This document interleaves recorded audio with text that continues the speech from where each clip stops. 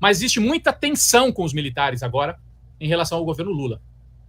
Eles estão chateados, porque o Lula falou publicamente que tem desconfiança em relação aos militares. Estão chateados. Os militares não abriram a boca, estão em silêncio absoluto desde os atos terroristas do dia 8. Bom, ontem, o Ricardo Capelli, que nos deu entrevista aqui ao vivo, se você não assistiu, depois assista, tá aí a entrevista do Capelli aqui no Boa Noite 247, ele disse, eu acho até bom os militares não se pronunciarem. O ruim é quando eles se pronunciam.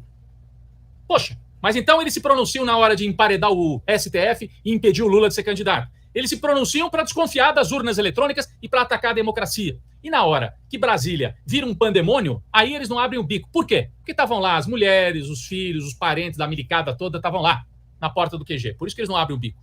E aí tem uma tensão muito forte. O Lula afastou 40 militares que cuidavam da manutenção e da segurança do Palácio da Alvorada, aquele que a Janja mostrou, estava todo arrebentado. Não todo, né? Mas estava muito descuidado, melhor dizendo. A Janja mostrou, lembram? Bom, os militares eram responsáveis por aquilo ali. Então o Lula mandou afastar, afastou 40. Se não cuidavam, para que vão ficar ali? Vão cuidar de quartel, varrer quartel, né? Então o Lula afastou 40 militares da Alvorada e já avisou que quer o pessoal do GSI longe da segurança pessoal dele. Não confia. Bom, para tentar chegar num acordo, está sendo costurado aí um encontro entre entre a cúpula militar, talvez o Lula, o Rui Costa, um encontro para tentar quebrar essa tensão. Como se a tensão fosse assim, o Lula falou demais. Não, os militares é que agiram de maneira absurda, desde, aliás, do governo da Dilma, né, quando abriram os quartéis para o Bolsonaro pregar golpe em formatura militar.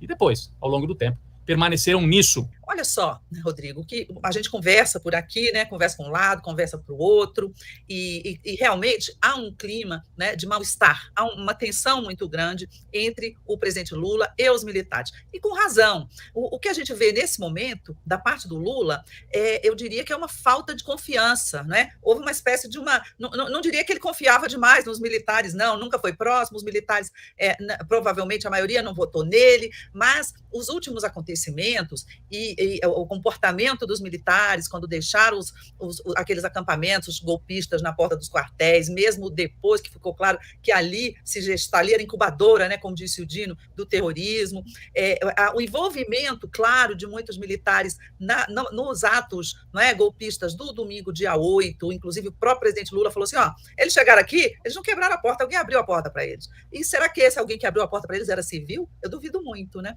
Então, todos esses acontecimentos, eles fizeram o presidente Lula, pelo que eu soube, primeiro ficar com muita raiva. Ele ficou muito furioso, mas já passou, assim, mas ele teve uma quebra de confiança. Então, essas demissões aí de 46, né, 40 funcionários do Palácio do Alvorada, né, que você se referiu aí no início, ela se deve, sobretudo, devido a essa falta de confiança, a um gesto do presidente Lula de mostrar insatisfação com eles. Então, então eu demito todo mundo que está cuidando do Alvorada nesse momento. Claro, não vai ficar sem ninguém cuidar do Alvorada, irão outros, muito provavelmente militares também, outros militares, mas não esses que serviram ao Bolsonaro e que eles suspeitam que possam fazer sabotagem, espionagem, etc. Então, o Lula, nos últimos dias, ele tem deixado muito claro, né, a sua insatisfação com os militares.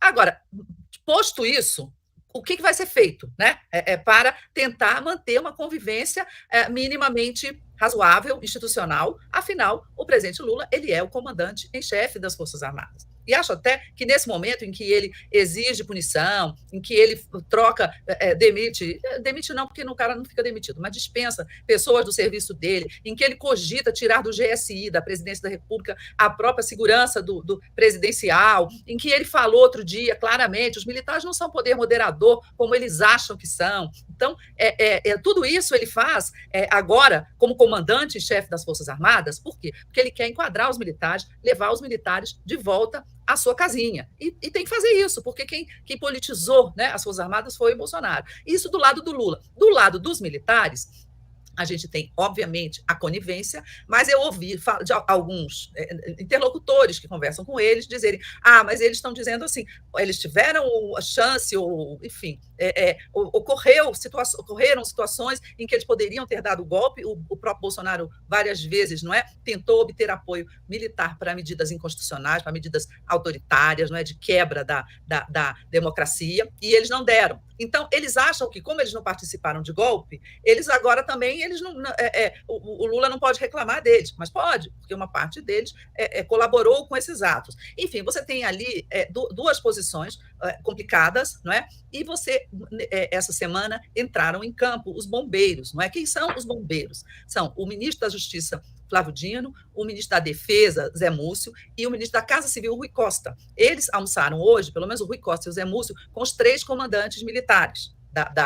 Lá, acho que foi no almoço, foi lá na Defesa, no Zé Múcio.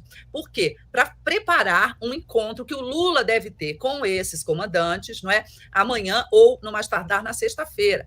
O que eles estão dizendo? É para discutir a modernização das Forças Armadas, compra de equipamentos. Nada disso. É para estabelecer um pacto ali de convivência. Tipo, eu não gosto de você, você não gosta de mim, mas não me enche o saco, eu não te encho o saco. Entendeu? Algo nessa base, nessa linha de convivência, porque precisarão conviver.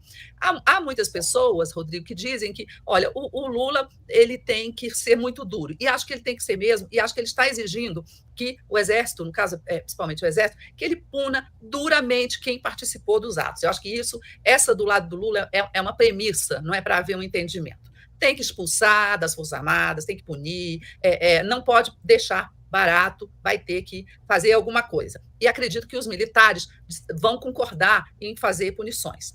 Agora, o que é o nó da questão que me parece que não vai ser resolvido agora? Porque, pelo que a gente vê na mídia, o próprio comandante, né, o general Júlio Arruda, ele se recusou a tirar o acampamento golpista da frente do QG no dia dos protestos, na noite dos protestos. Pediu para esperar até a manhã seguinte. Todo mundo diz que ele pediu para esperar e pediu ali ao Dino, né, e a outras autoridades. Todo mundo fala que é para sair o pessoal lá mais amigo dos generais e tal. Por exemplo, a mulher do general Vilas Boas frequentava, todo mundo sabe, tem foto dela nas redes sociais lá no acampamento. Então, de certa forma, ele fez isso num ato de proteção, não é, a esse povo golpista. E isso aí, eu acho que continuará atravessado na garganta do presidente Lula.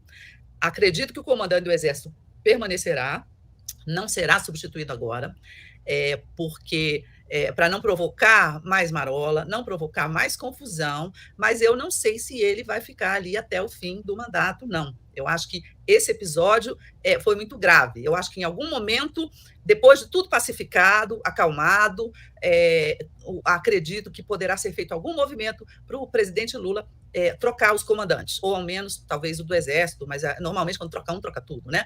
E nomear comandantes, não mais pela antiguidade apenas, mas que tenham antiguidade, mas que sejam tenham alguma identidade, né, de ideias.